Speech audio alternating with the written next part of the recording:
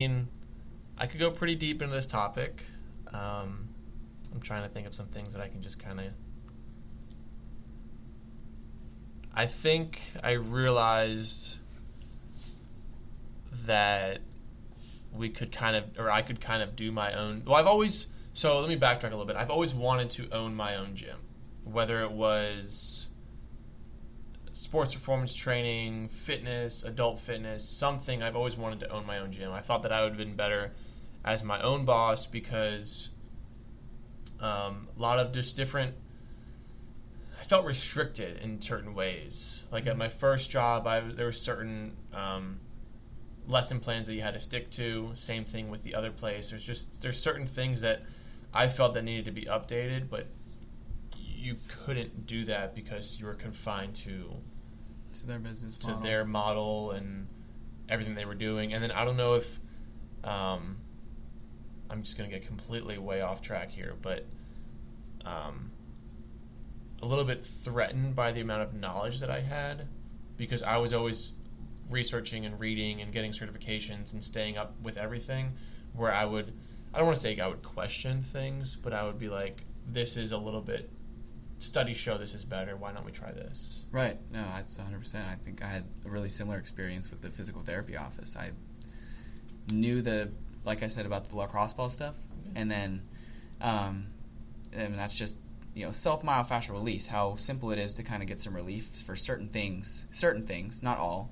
But when I asked the physical therapist about that kind of stuff, like, there's new techniques and there's new things out there that work really, really well. Like, why don't those get done in this setting? And she told me that a lot of physical therapists and chiropractors and things like that will go to these certifications or these continuing ed stuff and then come back and do the same thing they've been doing for years just because it's habit.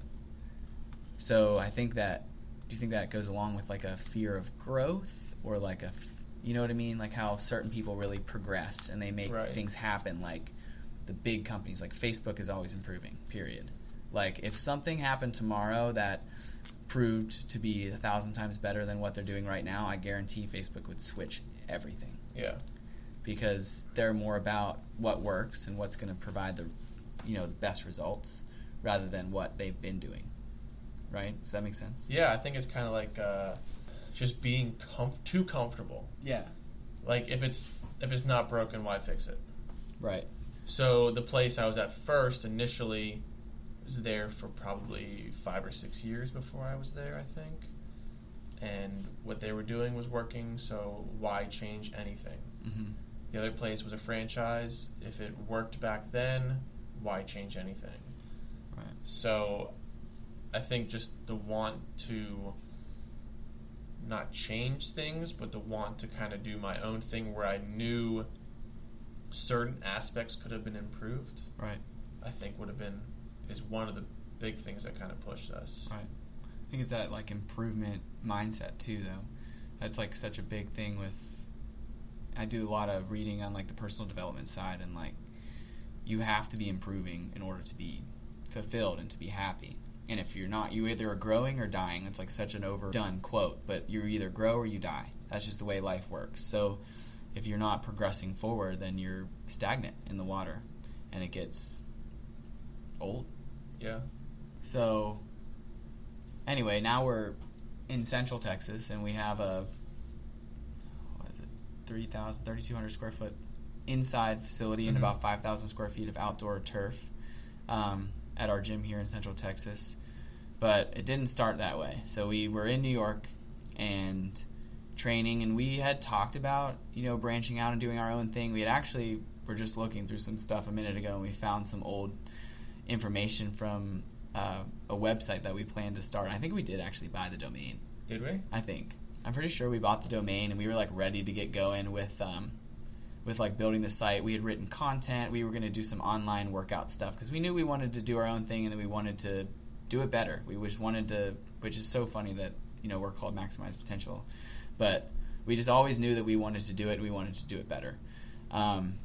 So we were training a guy up in New York that was he Division II or Lehman College.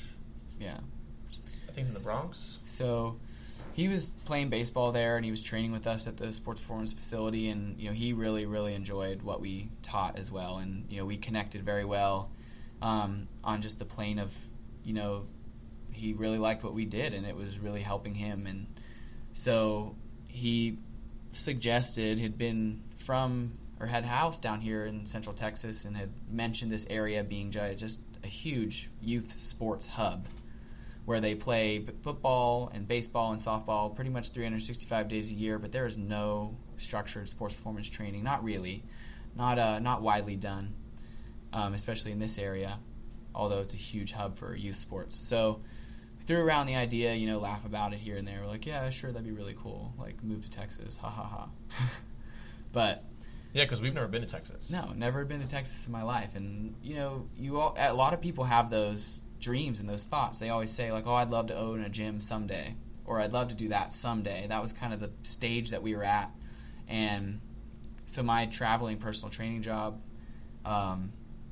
super amazing company, and they're so great. I love those guys. But I was going on a family vacation for like 10 days or something, and I couldn't get all that time off, like, appropriately, because I had clients. They were my clients. I had to take care of them, and 10 days is a lot of time to get covered by other trainers. So I was like, you know what? Let's just do it. Let's just go to Texas. Let's drop everything. Let's pick a day, and let's freaking go. So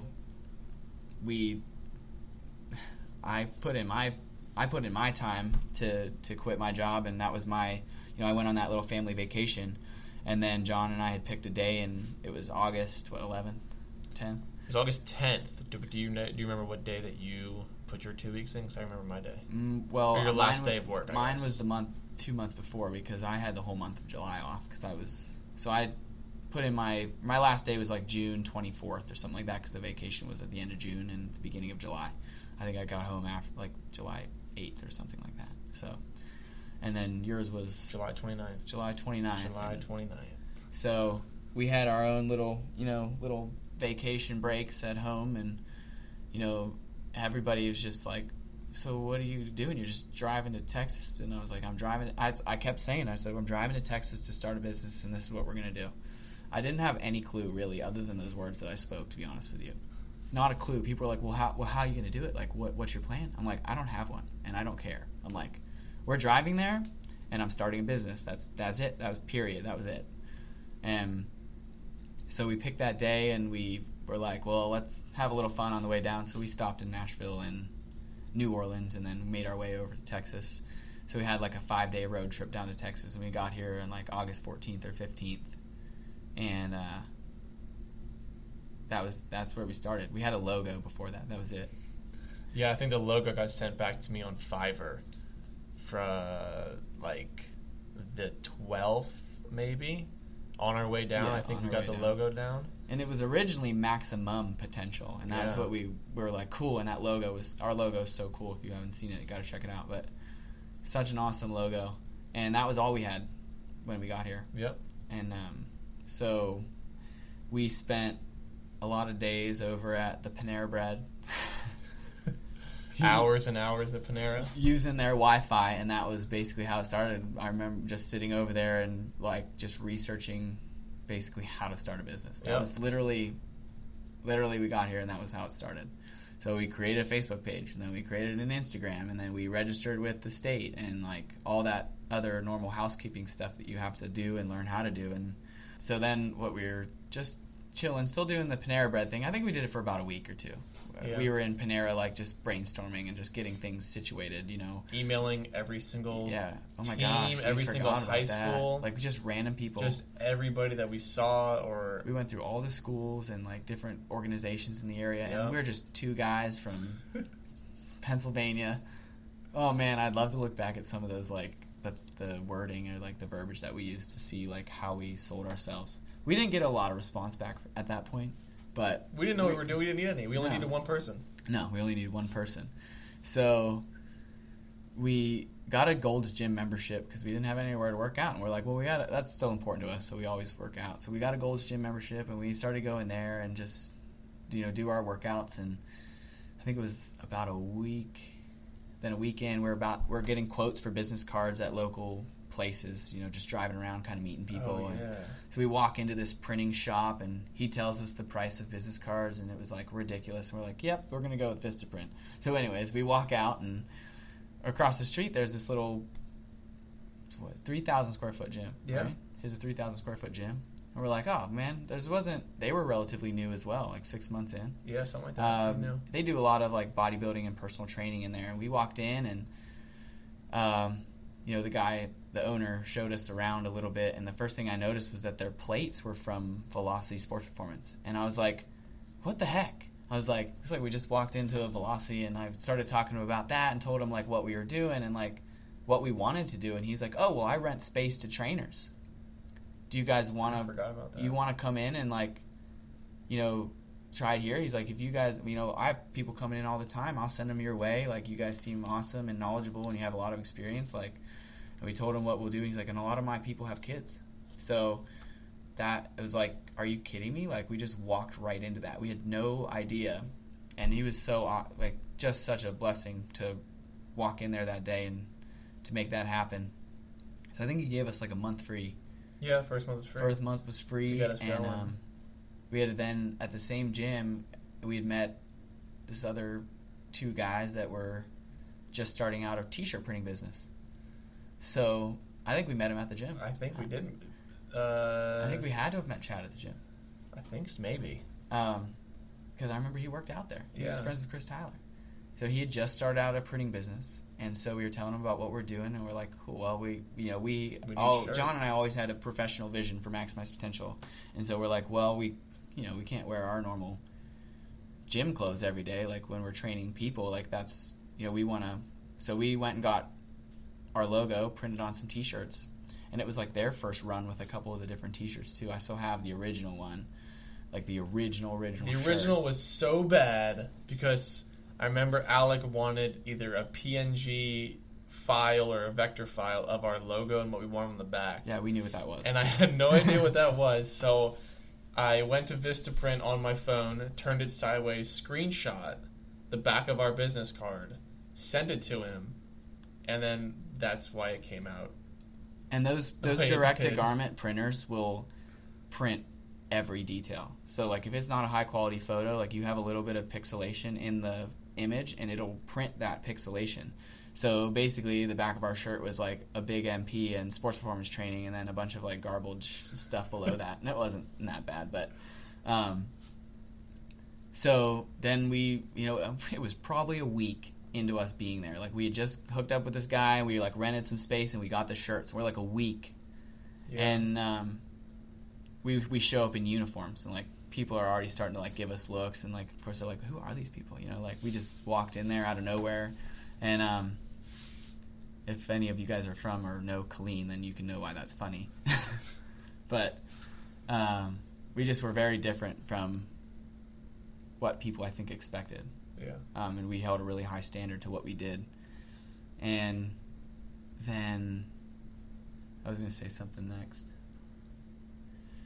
Oh, we went over to Staples to get some office stuff. I think maybe some folders. Like we mentioned earlier, we were working out of our duffel bags. So we went and got some like filing folders so we could keep stuff in it. Like we felt so official. And we're checking out, and this guy behind the counter, we just noticed our shirts and the logo on our shirts, and he's like, what is Maximize Potential? And so we were like, looked at each other, and we're like, well, what is Maximize Potential? Not really, but we told him that what we do, we work with athletes, and we started developing our sales pitch pretty much that day. Yeah. Like working with athletes, helping them improve speed and strength, explosive power, and helping them, stay healthy and injury-free. And he's like, oh, no way. I'm playing football. I'm playing college football next year. Like, can you guys help me? Yeah. And we got our first client there at Staples. And I think that might have been the point where I realized that we might be onto something. Yeah. Not only was it just an idea, but somebody else bought into what we had to offer. Right. Like, it wasn't almost just immediately. like, oh, I think this is a good idea. Someone was like, oh, that is a good idea. Right. They're like, oh, wow, that's cool. I've never even seen that, or, there's nothing like that in this area. That was what we got all the time. They're like, there's nothing like that in the area, which is why we're here. But yeah,